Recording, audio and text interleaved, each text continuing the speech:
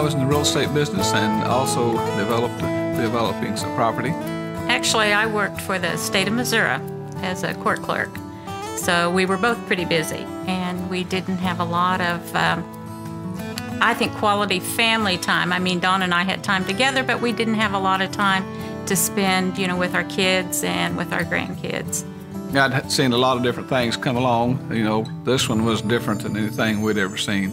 The big difference was that I seen where I didn't have to buy a lot of products, which I did in the other company that I was involved in, and it was true savings that the company, you know, didn't have to make a profit on a product or service. It was actually passed down to its members, and that made sense to me. Well, I seen where if I treat it like a big business and work it like I did in my real estate business, you know, it was $1 million business, and I treated it that way from the very beginning. And what I liked about it was there was no paperwork to do. The company handled everything. There was no products to handle.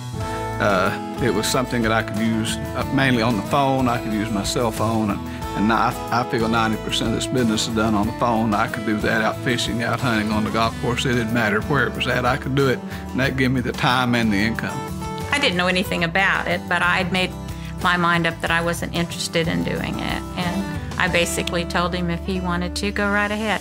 Then I decided that I like to save money. You know, I didn't want to spend any more money on a phone bill or other things that you have to buy, you know, monthly than I had to. So I was excited about, you know, the savings part. The product is saving people money, and in the way the economy is now, people need to save money more than ever. And the other side of it, on the business side, people needs to make some more money. So we got the best of both sides. You can build this as a family, and it's been such a positive, you know, in the lives of our children, that it's the next generation taking this, you know, to the top.